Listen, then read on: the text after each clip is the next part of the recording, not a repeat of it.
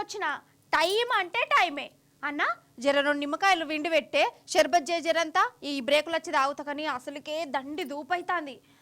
ఈ ఎండలు పాడుగాను ఏమెండలు కొడుతున్నాయో అలా అసలు. ఇక ఇప్పుడే గిట్లుంటే ఇక రాను రాను ఇంకెట్లుంటుందో కదా. సరే ఇప్పుడు మనము చెప్ప ముచ్చట్లు చెప్పుకుందాం. ఏమంటారు అలా ఎన్ఎస్ఆర్ గ్రూప్ వారి ఎన్రిచ్ వాటర్ సమర్పించు ధూమ్ దా ముచ్చట. ఇక ముచ్చట్లు షురు.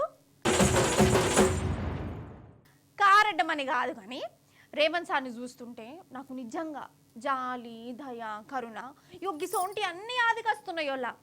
అసలు మన రేవంత్ సార్ ముఖ్యమంత్రి అని చాలా మందికి ఎందుకు మందికస్తలేదో, అసలు సారే ముఖ్యమంత్రి అని చాలా మందికి ఎందుకు అనిపిస్తలేదో నాకు ఇంతకాలానికి అర్థమైంది. సపోజ్ ఎవరన్నా పిల్లగానికి పెండ్లై అత్తగారింట్లోనే కాపురం పెడితే ఆ పిల్లగాని ఇల్లరిక మల్లుడు అంటారు కదా. ఇక ఇల్లరిక మల్లునికి అత్తగారింట్లో ఏ పాటు మర్యాదలు దక్కుతాయో ఇక సొంతూరులో ఇంకెంత ఇజ్జతుంటుందో నా నోటితో నేను చెప్పా, మీకు అంతేరికే కదా. ఇక ఇప్పుడు మన రేవంత్ సార్ను కూడా గట్లనే అంటుర్రోల్లా. సారేమో తెలంగాణకు ముఖ్యమంత్రి కానీ భుయ్ మన తాపొకసారి ఉరికేదేమో ఢిల్లీకి, అందుకే గట్ల అంటురట. పారి ముచ్చట నేనే మంచిగా అర్థమవుతాడు చెప్తా గాని. 37సారి మన ముఖ్యమంత్రి శ్రీమాన్ రేవంత్ సారు వారు విజయవంతంగా 37సారి ఢిల్లీ తోవబట్టిండోలా. సారు వారు ముఖ్యమంత్రి కుర్చీలో కూర్చొని 15 నెలలు అవుతుందా?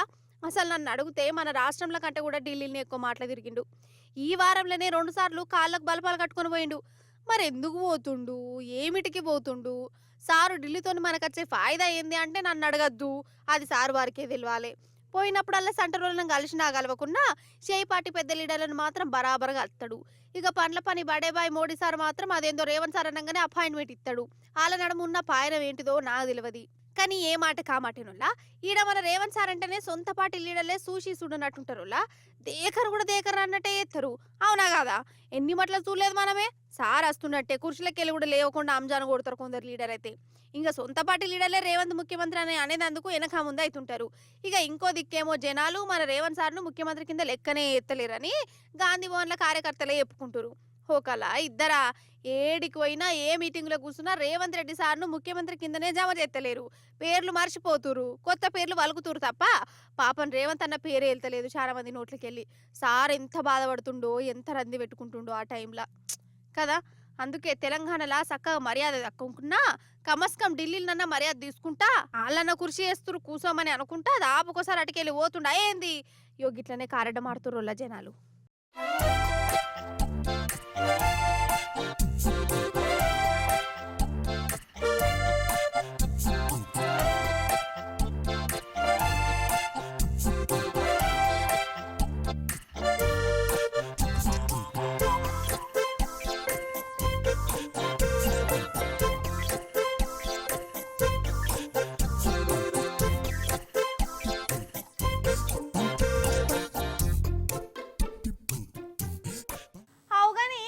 మీకు ఫోటోలు వీడియోలు తీయత్తదానోళ్ళ నన్ను అడిగితే ఈ స్మార్ట్ ఫోన్లు ఇన్స్టాగ్రామ్లు వచ్చిన కాంచెలి ప్రతి ఒక్కరు ఒక్కొక్క చోటాకే నాయుడు, పిసి శ్రీరాములు, అవతార్ సినిమా డైరెక్టర్లే అయిపోయారు. అసలు వాళ్ళన్న గంత కష్టపడరు కావచ్చు వీడియో తీసేందుకు. అట్లుంటది మరి మనోళ్ళ క్రియేటివిటీ. సరే కానీ ఇప్పుడు నేను మిమ్మల్ని ఒక పెద్ద జూ పార్క్ పట్టుకుపోతా. ఆడ పులులు, సింహాలు, జింకలు అన్ని గిర్ర గిర్ర గిర్ర తిరుగుతున్నాయి. వాటికాడికి ఒక పెద్ద సారు పోయి వీడియోలు ఫోటోలు తీసి పెద్ద పెద్ద ఫోటోగ్రాఫర్లకే శేఖరాచితడి చేసినట. మరి ఆయన ఎవరు ఏంది కథ చూసి మీరు ఏర్పాటు చేయాలి పని మన ఏమిటి. మనం ఇప్పుడు గుజరాత్ కాడికి వచ్చినాం. ఈడ సింహాలు ఉండే పెద్ద జూ పార్క్ ఉన్నది. ఇప్పుడు ఆ సింహాల కాడికే జీబేసుకొని పోతుండు. ఇంతకు ఎవలబ్బా ఈ వేటగాడు అంటారా ఏంది? వేటగాడు కాదు, ఎవలో చూసి మీరే చెప్పాలి. అగో ఫోటోలు తీస్తుండు కదా, ఈ లెవెల్లో ఫోటోలు తీస్తుండంటే బరాబర్ ప్రపంచ ప్రఖ్యాతిగాంచిన ఫోటోగ్రాఫర్ అయి ఉండాలి అనిపిస్తుందా ఎట్లా? సారు ఒకసారి ఇటుకెళ్ళి తిరిగి ఫోటో తీసారు, మిమ్మల్ని దర్శనం చేసుకుంటాం మేము. ఆయ్ మన మోడీ సారేనోళ్ళ. అగో ఇదేంది మనబోతా ఇటుకెళ్ళి జింకలను తీస్తుండు కదా. అసలు సారు తీసుడుకు ఒరిజినల్ ఫోటోగ్రాఫర్లు కూడా పనికిరారు కావచ్చు. అబ్బరు బిడ్డ, అగో ఆడ సింహాలు కూర్చున్నాయి సకుటుంబ సపరివార సమేతంగా. మోడీ సారు అటుకెళ్ళి పోయావు, ఆయ్ సింహాల దగ్గర పోయి మరీ తీస్తుండు. అవి కూడా పోజు పెడుతున్నాయి, మమ్మల్ని మంచిగా తీసారనుకుంటా. కానీ ఏ మాట కామాటేనోళ్ళ మోడీ సారు ఫోటోలు తీసుడు ఒక ఎత్తు, జీవాలను ఫోటోలు తీస్తుంటే వెనకనే ఉండి సారు ఫోటోలు తీసే తరికను ఫోటోలు తీసుడు ఇంకో ఎత్తు. నన్ను అడిగితే జీవాల కంటే కూడా మోడీ సారే ఫోటోలు మంచిగా దిగిండి అనిపిస్తుంది. ఇవి చూడుర్రి మీకు కూడా గట్లనే అనిపిస్తుంది మరి.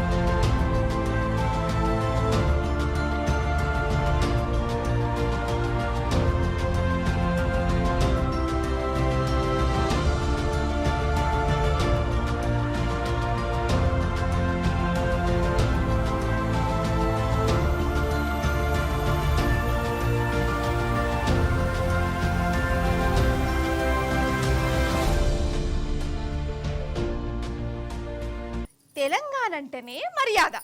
మర్యాద ఇచ్చుట్లా, ఎదుటి మనిషిని మంచిగా చూసుకున్నట్లా, మనోళ్ళను మించినోళ్ళు లేరు. మంచి చేసినోళ్ళను మరవనే మరవం. అదే గిట్ల చేస్తా గట్ల చేస్తా అనుకుంటే ఇచ్చలకు పోయి మత్పరిచినట్టు ఏసిర్రే అనుకో, మోసం చేద్దామని చూసిర్రే అనుకో, ఇక వాళ్ళకు ఉంటది మామూలుగా కూడా కాదు. మన తెలంగాణ తిట్లే కోలాటం ఆడతాయి. ముసుగుల గుద్దులాటలు ఉండనే ఉన్నాయి మన కాడ. ఇప్పుడు మన జనం గదే చేస్తురు.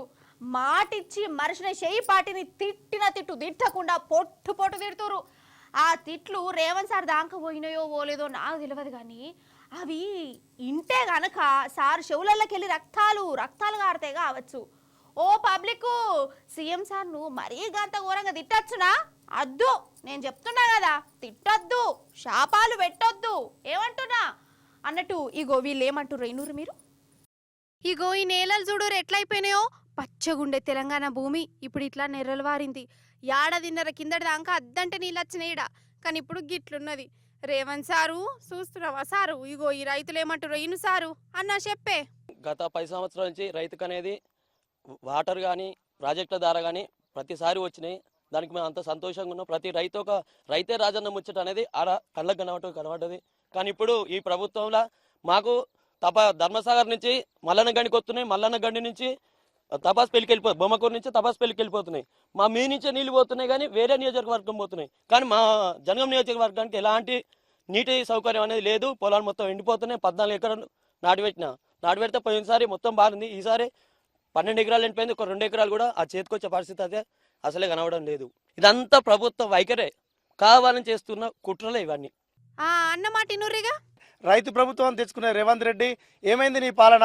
ఏమైంది? వడ్లకొండనే దాదాపుగా 600 నుండి 700 ఎకరాల పంట నష్టం జరిగింది. నీకు కళ్ళున్న కబూదిలాగా చూస్తున్నావు.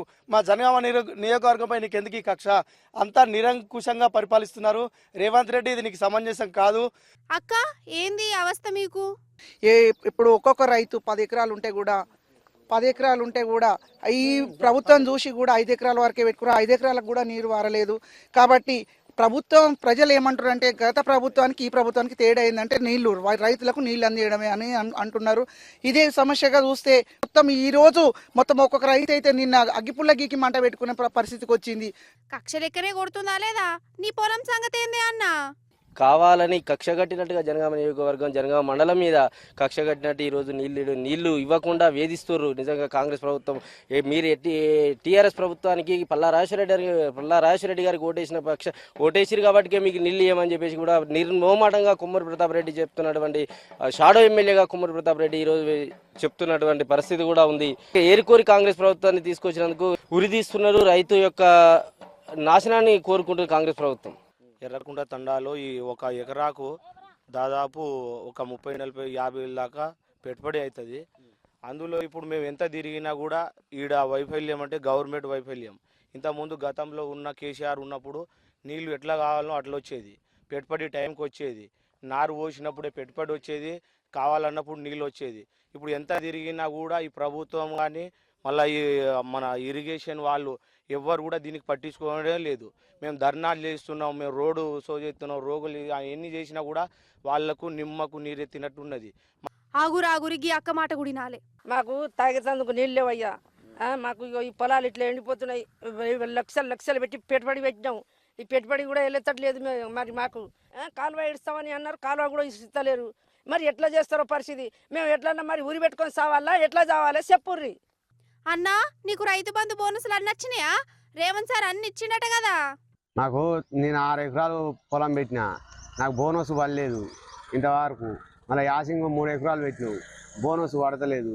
ఇత్తనానే ఇత్తలేడు. 9 ఎకరాలు నాటేసిన, రైతు బంధు ఇత్తనన్నాడు, ఇంకా ఇస్తలేడు. పొలం అంతా ఆరిపోయి నష్టం అయిపోతున్నాం. ఇప్పుడు ₹1,00,000 పెట్టుబడి అయింది. ఏం చేయాలో నాకు మాకే ఇది అవుతలేదు. అంత పొట్టకున్నది బిర్రుగా. రైతు బంధు కూడా పడతలేదు సార్. ఇన్నరు కదా నువ్వులా. ఇళ్ళనే కాదు, తెలంగాణలో ఏ పల్లెకువో ఏ రైతులు మెసిలి గిదే మాట చెప్తురు. ఇంకా ఘోరంగా తిడుతురు. టీవీలో చూయిస్తే మంచిగా ఉండదని చూయిస్తలేను నేనే. ఓ దిక్కు అన్నం పెట్టే రైతులకి ఇట్లా తండ్లాడుతుంటే, ఇంకో దిక్కు మన సర్కారు వాళ్ళు ఢిల్లీ టూర్లు, చేపల కూరలు ఇట్లల్లా బిజీ బిజీ అయిపోయారని గరం అవుతురు.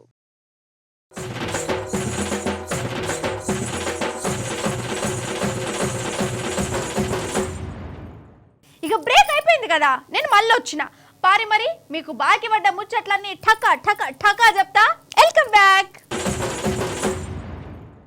అవుగని ఏటీఎం సెంటర్లు కనబడుతున్నాయి అనోళ్ళా. అసలు నన్ను అడిగితే వాటిని దేగినోడే లేడనిపిస్తుంది.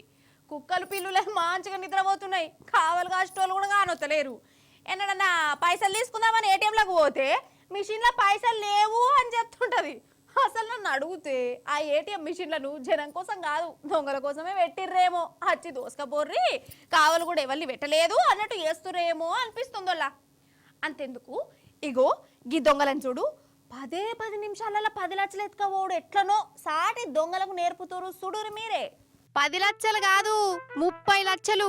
డైరెక్ట్ ముచ్చట్లకే పోదాం. ఇక ఇది రంగారెడ్డి జిల్లా రావిర్యాల దగ్గరున్న ఏటీఎం సెంటర్ వల్ల రాత్రి దగ్గర 2 అవుతుంది. అంతల్లాగో కార్ల మీద వచ్చిరు, ఏటీఎం సెంటర్లో వచ్చిరు, మూటలకెళ్ళి గ్యాస్ కట్టలు తీసిరు, ఇక పని మీద పడ్డారు.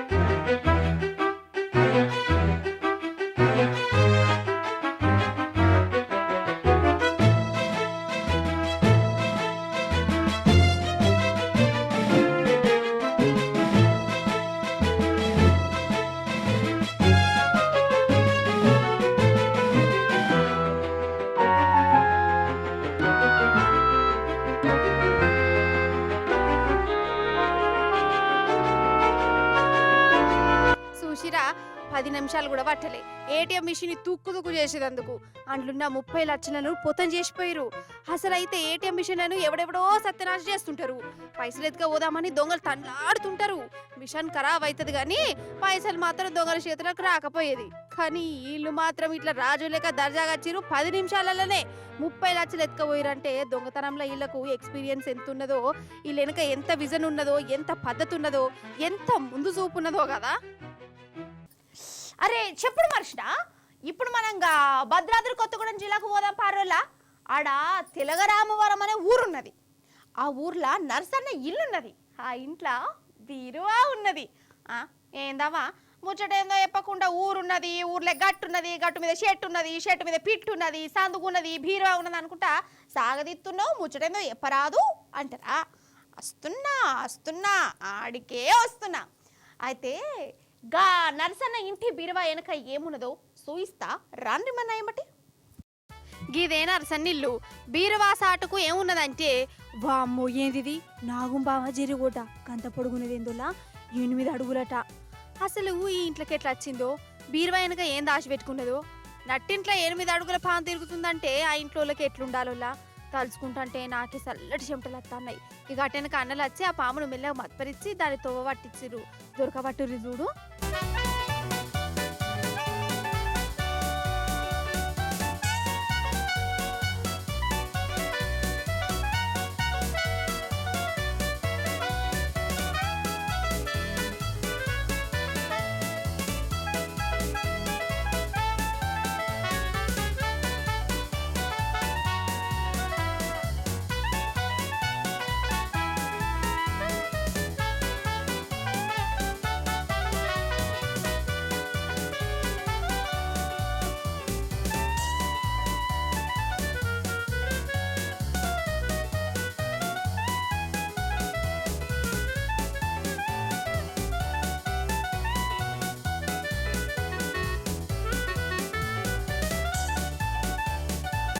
ఏమే పాము నీకు బీరువాల వెనక సందుగల కింద ఏం పనే ఇండ్లకి ఎందుకు వస్తావు ఏం చెకింగ్ చేసినందుకు వస్తావు ఇంకా నయ్యం ఇల్లు నిన్ను చంపలే లేకుంటే ఎట్లుండి కథ ఇంకోసారి రాకిటికెళ్ళి అటు చెట్ల పొంటి పుట్టల పొంటి తిరుగు ఏమంటున్నా